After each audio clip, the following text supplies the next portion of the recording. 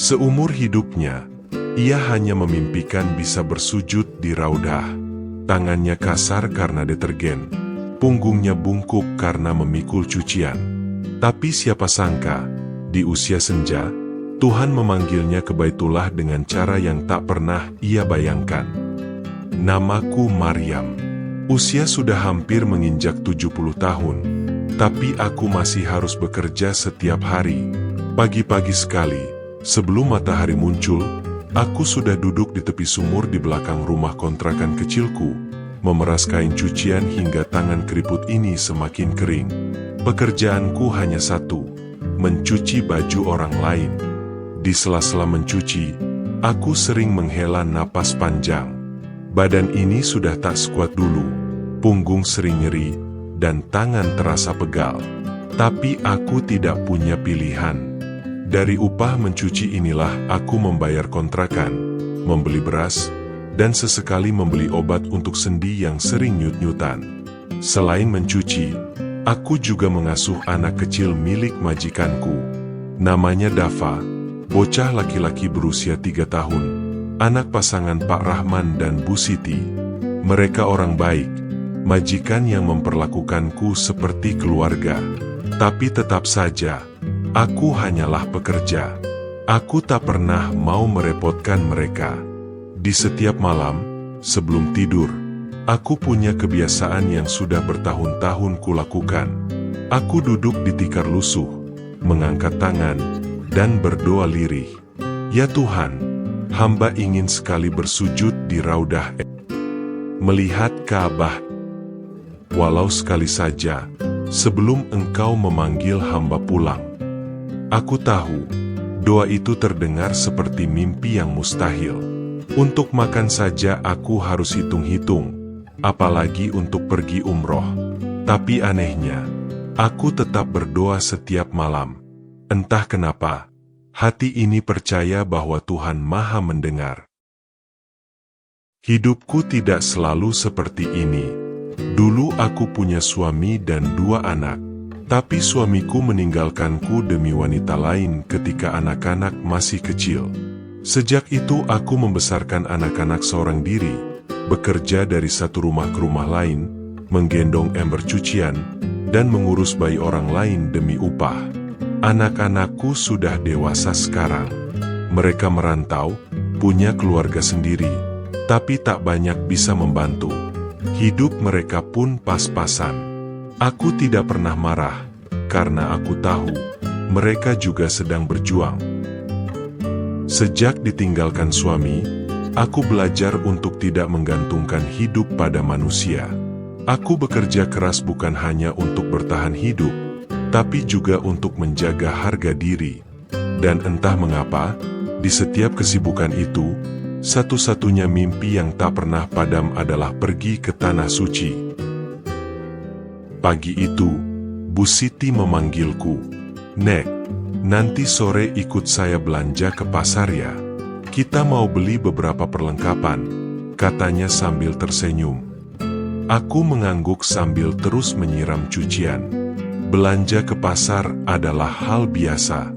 Tapi sore itu, aku melihat Bu Siti dan Pak Rahman membeli koper besar. Aku sempat berpikir, oh, mungkin mereka mau liburan.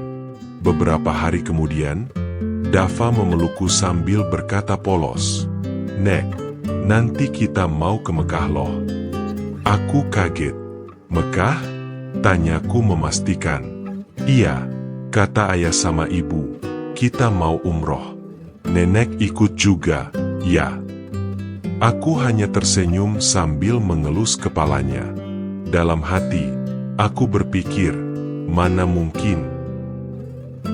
Hari itu, setelah selesai mencuci, Bu Siti memintaku duduk di ruang tamu. Nek Maryam, saya dan Pak Rahman sudah lama ingin mengajak nenek umroh. Kami lihat bagaimana nenek mengurus Dava dengan penuh sayang, mencuci tanpa pernah mengeluh, dan menjaga rumah ini seperti rumah sendiri. Jadi, bulan depan, kami mau berangkat umroh, dan nenek ikut bersama kami. Semua biaya kami tanggung. Ucapnya pelan tapi mantap. Aku terdiam. Air mata langsung menggenang. Bibirku bergetar, tidak tahu harus berkata apa. Bu, apa Bu tidak salah bicara? Saya ini cuma tukang cuci. Bu Siti menggenggam tanganku.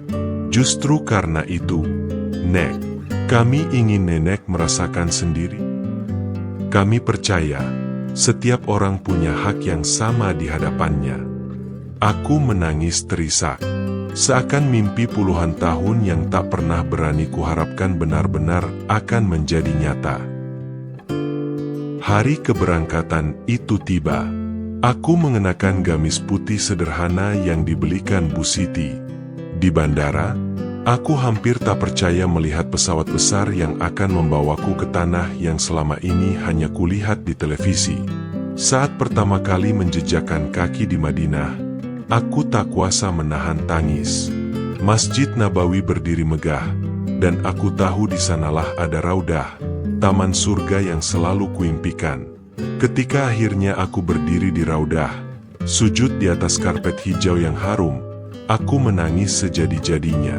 Semua rasa lelah, sakit, kecewa, dan luka di masa lalu seakan hilang.